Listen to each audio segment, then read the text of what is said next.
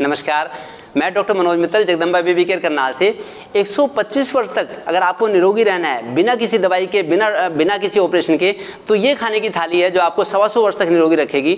और कौन कौन से भोजन से, क्योंकि ये हमारे आदर्श हैं, जिन्होंने सिंपल भोजन लिया, सात्विक भोजन लिया और निरोगी रहे, ये हमारे आदर्श हैं। ये कल्याण देवी जी जो 125 वर्ष तक निरोगी रहे, 130 वर्ष तक, ये मेरे को इनका आशीर्वाद भी मिला हुआ है। और ये भी आचार्य सुश्रुत भी जो सिंपल भोजन लेके 125 वर्ष तक निरोगी रहे, तो ये भी। और कौन से भोजन से कौन सी बीमारियां होती है मैं ये भी आपको बताऊंगा। ये देखिए डिफरेंट भोजन जो डिफरेंट बीमारियों के लिए जिम्मेदार है, और कौन सा 99% बीमारियां, 99% बीमारियां गलत खान पान, गलत रहन सहन से होती है।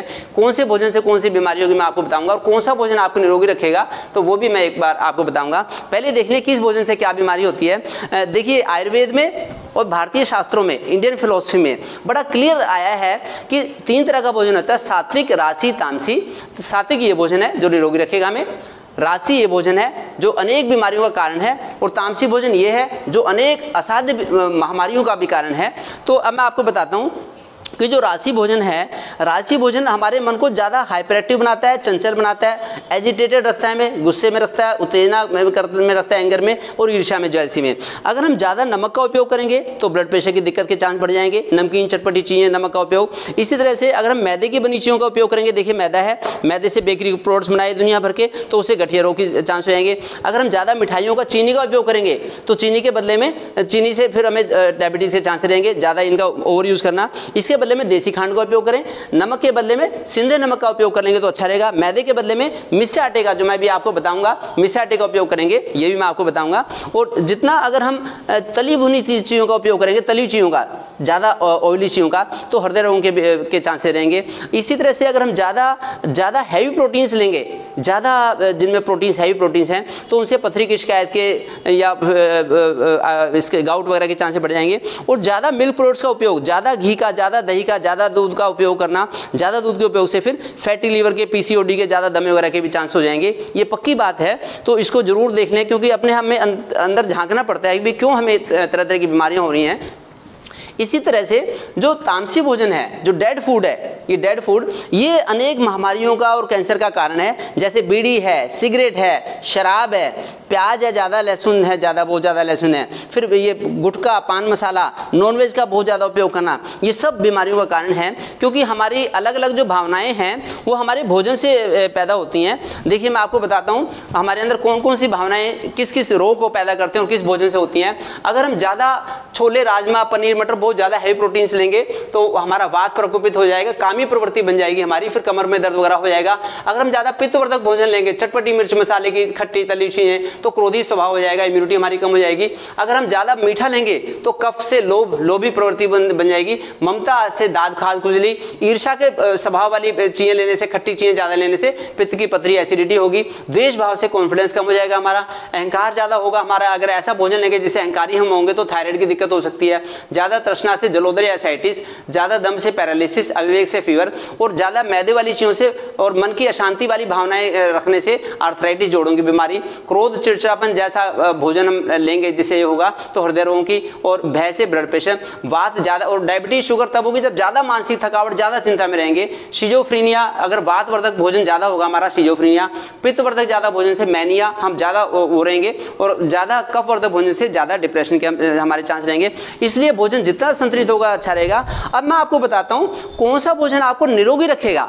बिल्कुल आप डेडलाइन देख लीजिए, इस भोजन ने हमें बीमार किया, इसका ज्यादा हमने ओवर यूज किया तो बीमार किया। अब कौन सा भोजन हमें निरोगी रखेगा मैं आपको वही बताता हूं। देखिए अगर हम सुबह के नाश्ते में अगर हम पत्तों का जूस ले लें तो पत्तों का जूस बड़ा निरोगी रहेगा। पहली बात तो हम रात को जल्दी खाना खा लें, खाने का समय भी हम निर्धारित करें तो खाने का समय जल्दी हो। और अगर हम पत्ते ले लें या पत्तियों का, सब्जियों का जूस ले लेंगे सुबह, तो हमारी बॉडी को डिटॉक्सिफाई करेगा। ये जो सात्विक भोजन है जो मैं आपको दिखाने वाला हूं, इसे कहते हैं लाइव फूड। लाइव फूड या वाइटल फूड, ये जो सात्विक भोजन है ये लाइव या वाइटल फूड है। ये ताजा भी होता है, फ्रेश होता है, और स्टीम्ड खाने भी हो सकता है, उबला हुआ भी। लेकिन माइक्रोवेव का बना हुआ खाने का यूज ना करें। माइक्रोवेव में रख दिया खाना, अगर हमने खाना फ्रिज में रख दिया पका के, बस वो तो फिर एक तरह का डेड फूड बन गया। इसलिए ताजे भोजन का उपयोग करें। पकाने के बाद हमें बासी भोजन दोबारा यूज नहीं करना। बासी भोजन तामसी भोजन है, ताजा भोजन जो है ये सात्विक भोजन है, तो ये हमें हेल्दी रखेगा। ये देखिए, एक तो ये हमें सात्विक भोजन हमें ऊर्जावान रखेगा, स्फूर्तिवान रखेगा, हम हमेशा खुश खुश रहेंगे। और दूसरा डिटॉक्स करेगा हमारी बॉडी को सात्विक भोजन, जो मैं आप थाली दिखाने वाला हूं आपको। फिर मानसिक शांति देगा, हमें निरोगी रखेगा, हेल्दी रखेगा। उसके अलावा ये हमें प्रसन्न भी रखेगा, खुश भी रखेगा, खूबसूरत भी हमें बनाएगा। हमारी पर्सनैलिटी के 4 चांद लग जाएंगे अगर हम सात्विक भोजन लेंगे। उसमें एक तो पत्ते हैं, सुबह नाश्ते में हम पत्ते ले सकते हैं, पत्तों का जूस चबा भी सकते हैं, वॉक करते इसमें लौकी का जूस ले सकते हैं हम। हरी सब्जियां खाएं, मौसम के फल खाएं, देखिए एक एक मौसम का फल खाएं। और इसी तरह मिलेट्स का उपयोग कर लें, मिस्से आटे का उपयोग करें। ये बचाएंगे हमें जोड़ों की बीमारी से, ये बचाएंगे गैस से, एसिडिटी से, कब्ज से। जो मिस्सा आटा खाना खाएंगे, ड्राई फ्रूट्स